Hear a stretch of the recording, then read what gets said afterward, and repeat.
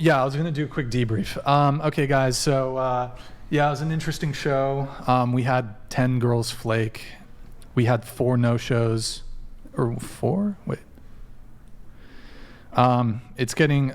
I know in previous episodes I did say, hey, we're gonna like try to reduce bringing on OnlyFans girls, but it's hard because on one hand we've had really flaky OnlyFans girls, but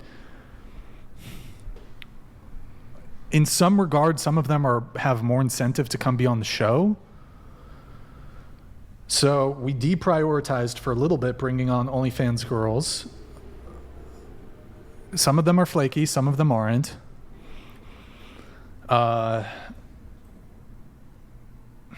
So in any case, we had 10 flakes today. Before the show starts, I've already done the full work day. I'm last minute messaging people, hey, do you have anybody else who can come? I'm trying to get replacements. Madison and Nick went to the mean streets of Isla Vista to try to find replacements. That didn't pan out. I got girls walking off the show. This girl walked off the show. I'm not gonna lie, like this show is. I probably need to find somebody else to do the talent recruitment because it's like literally sucking the soul out of me. I'm getting very agitated very easily. I used to have a pretty good poker face, but now I just lose it very quickly. The show, some of you have noted this, like it's literally, I'm not like trying to be like, woe is me. The show is literally sucking the fucking life out of me. I'm not gonna lie. This is not, I'm like, honestly, if it was just the show, but like honestly, dealing with all the people flaking and being late, like to me, it's such a disrespect thing. Cause I'm a very punctual person. If I say I'm going to be somewhere, I'm going to be somewhere. I like stick to my plans. I believe commitment's very important. And like for people to just straight up no show. So what I'm saying is they won't even tell you they don't even have the courtesy to take 10 seconds to say, even an hour before, which I still think is rude, sorry, I can't make it. To me, as somebody who maybe I'm kind of old school, like I don't fucking bail on plans. If I say I'm going to be somewhere, I'm going to be there. Sometimes I start the show late out of necessity. Like I'm a very punctual person, but I end up running late to the studio because I'm spending 2 or 3 hours before the show trying to coordinate with 10 different people to try to get the fucking show to happen. I'm scrambling before the show. The talent coordination is probably the biggest burn on me when it comes to this. If I had somebody else handling it, it'd be much better for me. And there's just like a lot of shit with the show that's frustrating. And then I'm just like dealing with like annoying shit. Like, I don't know, I told you from a couple shows ago, there's a girl that's in another country who's literally stalking and harassing me. So dude, just like I had to call the police yesterday and then today before the show. Like I was on the phone for 30 minutes with the cops today before I should be focusing on working on the show. So, viewers, if I'm a little quick with I don't know, what's the term? My fuse is short. It's like, bro, I'm working 80 hours a week on the show. I'm dealing with a bunch of bullshit behind the scenes. I'm dealing with like very unreliable, disrespectful people when it comes to dealing with the show. These people, whether they're OnlyFans girls, whether they're college girls, whether they're working professionals, have absolutely no respect for your time, for like just even having the courtesy to take 10 seconds to just say, even a fucking hour before, just tell us you're not going to make it on the show. Don't commit to the, anyways, whatever. It's just it's frustrating, guys. And it's not just frustrating for me because like we have people who, I don't know if tonight we had many people. We have people that will drive hours to be here.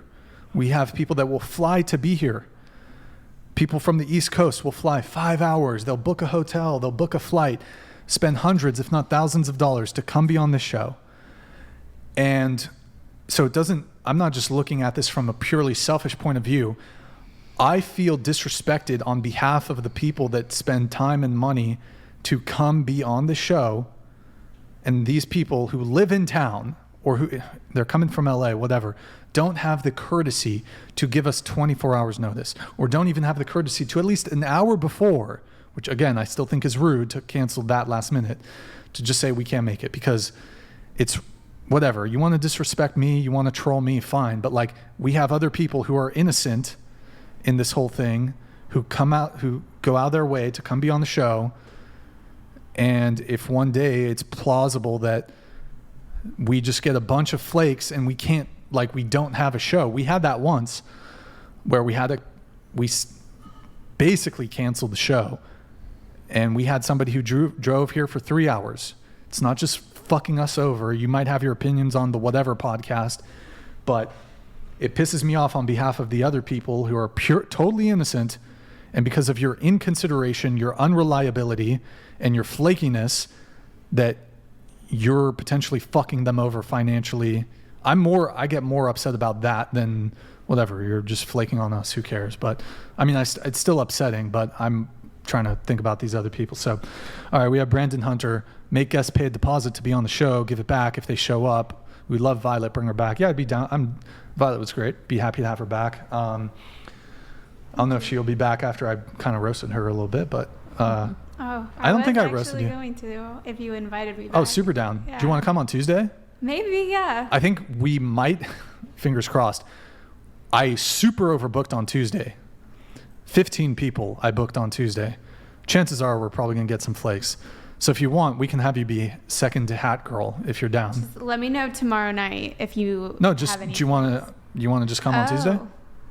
Okay. Do you have a hotel or what's your sitch? Well, I booked a place in Palm Springs because I was going to go out there tonight after this. Okay. So it's booked tonight until... Is it Airbnb or? Yeah. It's until when? Excited. Until Friday.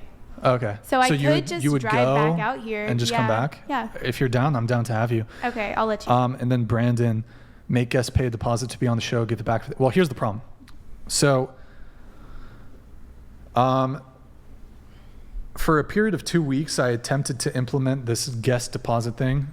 My issue is that I do think, here's the issue with the deposit. I can only request a deposit for women who request to be on the show.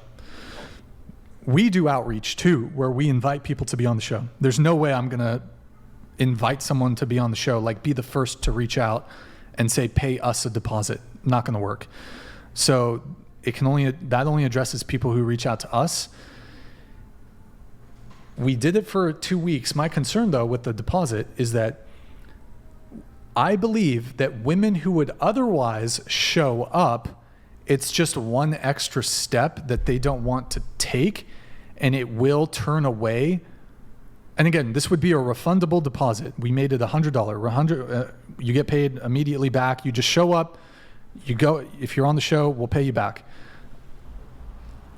I do think it will minimize, to some degree, some of the women that would otherwise show up. They just like, I don't know. What if he doesn't give it back? Some shit like that, you know? So it's a balancing act. So I'm thinking I implemented it, but I unimplemented it like a day or two ago. So.